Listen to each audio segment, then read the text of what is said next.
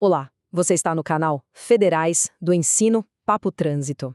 E hoje a gente vai falar de uma manobra, olha, perigosíssima e que sempre gera aquela dúvida, sabe? A ultrapassagem em subidas e descidas sem visibilidade. Bora entender o que a lei fala sobre isso de uma vez por todas? E para não ter erro, a gente foi direto na fonte oficial, tá? Tudo que vamos conversar aqui vem do Manual Brasileiro de Fiscalização de Trânsito. É o mesmo material que o agente de trânsito usa lá na rua, no dia a dia.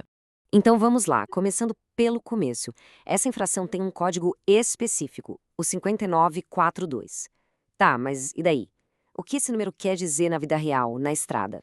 Olha, a lei aqui não deixa margem para dúvida. O artigo 203 do CTB é claríssimo.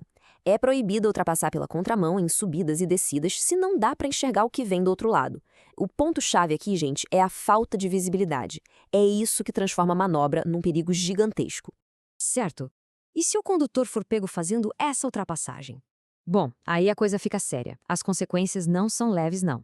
Para começar, não é uma infraçãozinha qualquer. Ela é classificada como gravíssima, ou seja, está lá no topo da lista das piores infrações que alguém pode cometer. E o bolso como fica?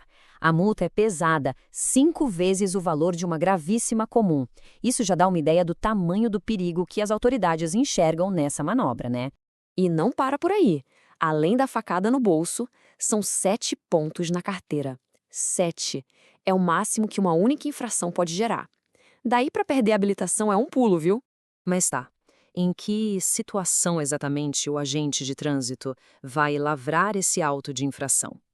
O manual é bem detalhista e descreve o cenário certinho.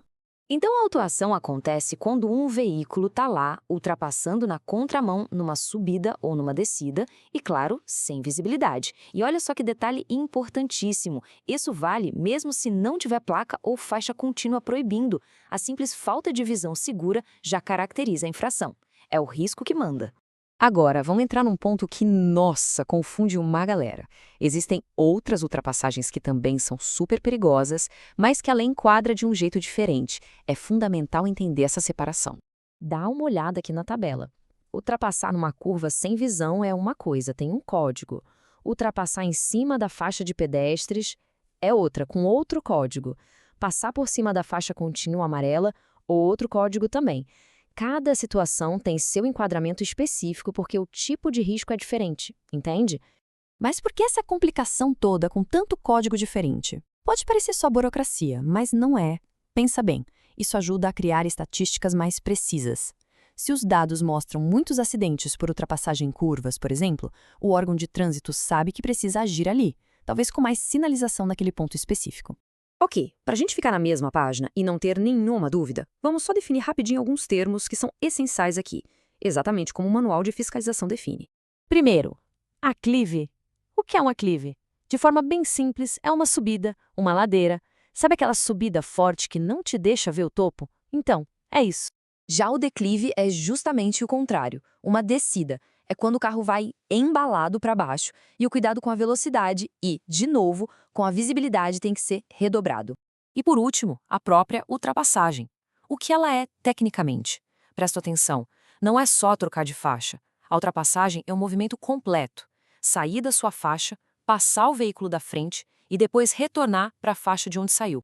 E aqui, olha, o artigo 32 do Código de Trânsito meio que amarra tudo. Ele explica o porquê dessa regra toda. Numa pista simples de mão dupla, fazer uma ultrapassagem sem ver o que vem na subida, gente, é basicamente pedir por uma batida de frente. Não tem outra palavra. O risco é altíssimo. Federais do Ensino, um papo melhor para um mundo melhor. Produzido por J. Nascimento. Se você gostou deste conteúdo, deixe seu like e siga as nossas redes sociais. Federais do Ensino, papo de trânsito, @gmail.com.